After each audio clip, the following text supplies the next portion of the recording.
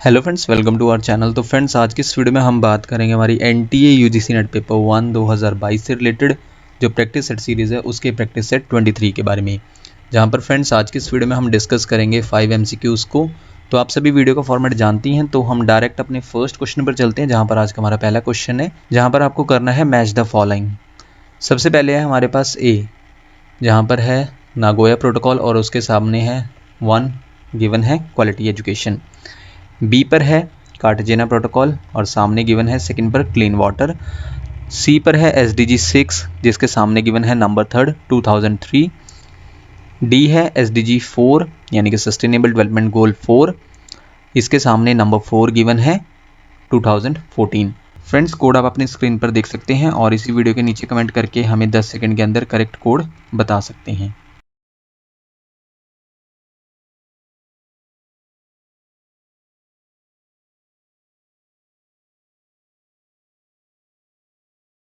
तो फ्रेंड्स, इस क्वेश्चन के लिए करेक्ट कोड है कोड ए। कोड ए के अकॉर्डिंग सबसे पहले ए यानी कि नागोया प्रोटोकॉल, इसका करेक्ट आंसर है नंबर 4 2014।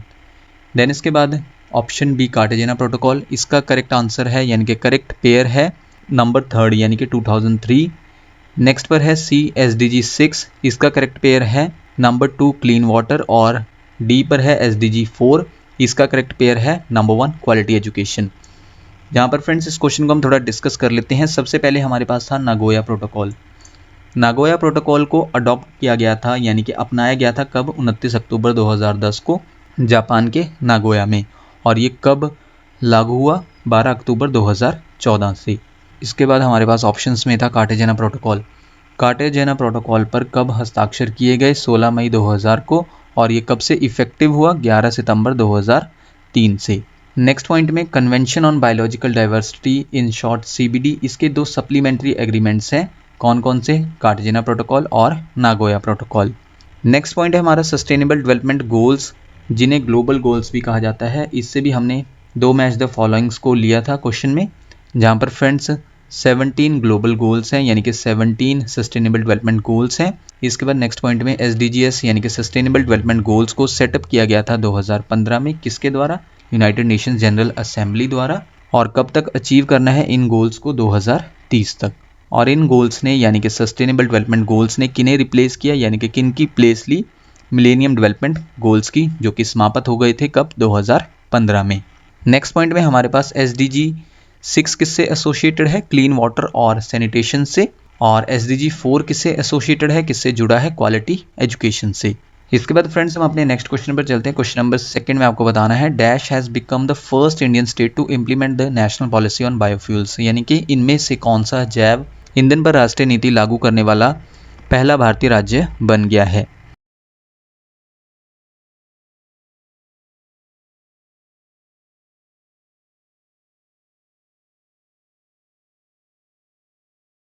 इनमें से वो राज्य है, वो स्टेट है ऑप्शन बी राजस्थान, जो कि जैव ईंधन पर राष्ट्रीय नीति लागू करने वाला पहला भारतीय राज्य बन गया है। तो फ्रेंड्स, इस क्वेश्चन को हम थोड़ा डिस्कस कर लेते हैं। सबसे पहले बायोफ्यूल क्या है? एक तरह का एक फ्यूल है, और साथ ही साथ बायोडीजल एक ऑल्टरनेटिव फ्यूल है जो यूज़ हो सकता है किसकी प्लेस पर? फॉसिल फ्यूल्स की प्लेस पर, यानी कि जो जीवाश्म ईंधन है उनकी प्लेस पर इसे यूज़ किया जा सकता है। और जो फॉसिल फ्यूल्स हैं कौन कौन से? जैसे कि कोयला, नेचुरल गैस यानी कि प्राकृतिक गैस से, क्रूड ऑयल, इनकी प्लेस पर बायोडीजल को यूज़ किया जा सकता है। जैसा कि आप सभी जानते हैं कि फॉसिल फ्यूल्स जो हैं इन्वायरमेंट फ्रेंडली नहीं है, तो उनके लिए ये ऑल्टरनेटिव फ्यूल है कौन सा? बायोडीजल। तो उनकी प्लेस पर इसका यूज़ किया जा सकता है किसका? बायोडीजल का। एग्जाम्पल्स देख लेते हैं सबसे पहले बायोफ्यूल्स के, जिसमें शामिल है सबसे पहले हमारे पास होगा इथनॉल, जहाँ पर इथनॉल को यूनाइटेड स्टेट्स में कौन से बनाया जाता है? और ब्राज़ील में शुगर केन से यानी कि गन्ने से बनाया जाता है इथनॉल को। कहाँ पर? ब्राज़ील में। और US में यानी कि यूनाइटेड स्टेट्स में कौन से बनाया जाता है इथनॉल को। इसके बाद एग्जाम्पल है बायोफ्यूल का, कौन सा एग्जाम्पल है? बायोडीजल। इसका सोर्स कौन सा है बायोडीजल का? वेजिटेबल्स ऑयल और एनिमल फैट्स किसके सोर्स हैं? बायोडीजल के। नेक्स्ट पर है ग्रीन डीजल, इसके सोर्सेज हैं एल्गी यानी कि जो काई होती है, और जो अदर प्लांट है वो भी इसके सोर्सेज हैं किसके? ग्रीन डीजल के। और नेक्स्ट एग्जाम्पल है बायोगैस, इसमें है मिथेन, जो कि कहाँ से प्राप्त की जा सकती है? एनिमल मैन्योर होता है जो, यानी कि जानवरों की जो खाद होती है उससे प्राप्त की जा सकती है, और या फिर जो अदर डाइजेस्टेड ऑर्गेनिक मटेरियल होता है उससे मीथेन को प्राप्त किया जा सकता है। तो ये थे कुछ एग्जाम्पल्स बायोफ्यूल्स के। इसके बाद हमारे पास नेक्स्ट पॉइंट में है बायोफ्यूल्स कहाँ से प्राप्त किया जा सकता है, रीन्यूएबल सोर्सेज से, जैसे कि बायोमास। तो फ्रेंड्स हम थोड़ा सा बायोमास के बारे में डिस्कस कर लेते हैं। बायोमास क्या है, एक रीन्यूएबल ऑर्गेनिक मटेरियल है जो कहाँ से आता है, प्लांट्स और एनिमल्स से।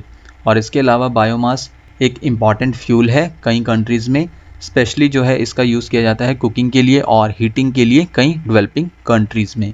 इसके बाद नेक्स्ट पॉइंट में बायोफ्यूल क्या है, एक टाइप है फ्यूल का जिसमें पोटेंशियल होता है रिड्यूस करने का। किससे रिड्यूस करने का, जो वर्ल्ड की डिपेंडेंसी है, यानी कि जो वर्ल्ड निर्भर करता है किस पर, जो हमारे लिमिटेड फॉसिल फ्यूल सप्लाई है उन पर निर्भर करता है, तो उसको रिड्यूस कर सकता है कौन, बायोफ्यूल्स। और इसके अलावा बायोफ्यूल्स ये रिड्यूस कर सकता है जो रिस्क है क्लाइमेट चेंज को, यानी कि जलवायु परिवर्तन को जो रिस्क है उसको भी कम कर सकता है, और साथ साथ जो ग्रीन हाउस गैसों का एमिशन होता है उसको भी रिड्यूस करने के लिए हेल्पफुल है बायोफ्यूल्स। नेक्स्ट पॉइंट में हमारे पास है सोर्सेज के बारे में। अगर हम बात करें बायोफ्यूल्स के, तो ये कुछ सोर्सेज हैं किसके, बायोफ्यूल्स के।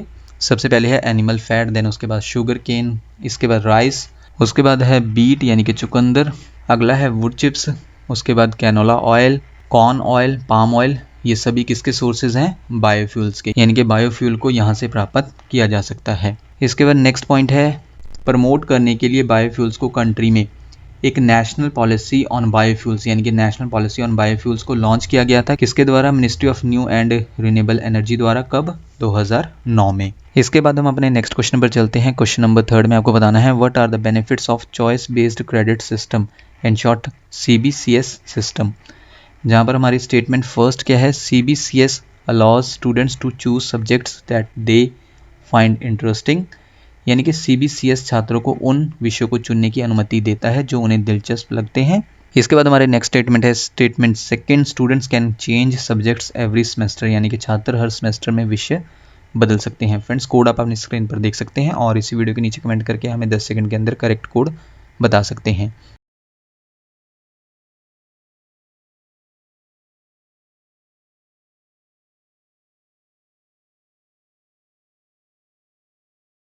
इनमें से करेक्ट कोड है कोड सी। कोड सी के अकॉर्डिंग बोथ, यानी कि ये दोनों स्टेटमेंट्स करेक्ट है। जहाँ पर फर्स्ट स्टेटमेंट क्या थी, यानी कि दोनों बेनिफिट्स हैं, फ़ायदे हैं किसके, चॉइस बेस्ड क्रेडिट सिस्टम के। जहाँ पर स्टेटमेंट 1 के अकॉर्डिंग CBCS अलो करता है स्टूडेंट को कि वो चूज़ कर सकते हैं सब्जेक्ट्स को जो उन्हें इंटरेस्टिंग लगते हैं। इसके बाद हमारी सेकंड स्टेटमेंट क्या थी कि student can change subjects every semester, यानी कि छात्र हर सेमेस्टर में विषय बदल सकते हैं किसमें, चॉइस बेस्ड क्रेडिट सिस्टम में। और इसके अलावा एक और बेनिफिट है नंबर 3 पर, students can take up varied subject combinations, यानी कि जो स्टूडेंट्स हैं वो अलग अलग सब्जेक्ट्स का कॉम्बिनेशन ले सकते हैं। नेक्स्ट पॉइंट में फ्रेंड्स इसी क्वेश्चन से related, what is the choice based credit system, in short CBCS, यानी कि क्या होता है choice based credit system. Choice based credit system एक स्टूडेंट सेंट्रिक एजुकेशनल मॉडल है जो ऑफर करता है ग्रेट अपॉर्चुनिटी, किन्हें ऑफर करता है, स्टूडेंट्स को, किसके लिए, लर्न करने के लिए, सीखने के लिए कोर्सेज और सब्जेक्ट्स को जो उन्हें पसंद हैं। इसमें जो है कोर कोर्सेज मिल जाएंगे, इलेक्टिव कोर्सेज अवेलेबल हैं, ओपन और ग्लोबल इलेक्टिव्स, और साथ साथ स्किल बेस्ड कोर्सेज इंक्लूड हैं किसमें, चॉइस बेस्ड क्रेडिट सिस्टम में। और ये ठीक विपरीत है, यानी कि उल्टा है किसका, जो हमारा ट्रेडिशनल एजुकेशन मॉडल है ठीक उसके विपरीत है। और CBCS यानी कि चॉइस बेस्ड क्रेडिट सिस्टम एक ग्रेडिंग पैटर्न है जो बेस्ड है किस पर, कि अर्न कर सकते हैं क्रेडिट्स को हर एक सेमेस्टर में या फिर टर्म में। तो ये था CBCS यानी कि चॉइस बेस्ड क्रेडिट सिस्टम। इसके बाद हमारा नेक्स्ट क्वेश्चन है क्वेश्चन नंबर 4 में आपको बताना है what does credit means in choice based credit system, यानी कि चॉइस बेस्ड क्रेडिट सिस्टम में क्रेडिट का क्या अर्थ है।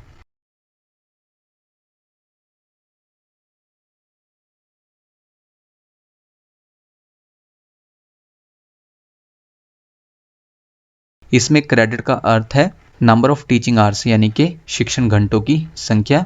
ये अर्थ है किसका, क्रेडिट का, किसमें, चॉइस बेस्ड क्रेडिट सिस्टम में। तो इस क्वेश्चन का करेक्ट आंसर हुआ ऑप्शन बी। और आज का हमारा लास्ट क्वेश्चन है क्वेश्चन नंबर 5, इन CBCS यानी कि choice based credit system university grants commission has introduced a 10-point grading system with 0 being absent और fail and 10 being outstanding. What grade point do you need to pass, यानी कि आपको पास होने के लिए कौन सा ग्रेड पॉइंट चाहिए होगा।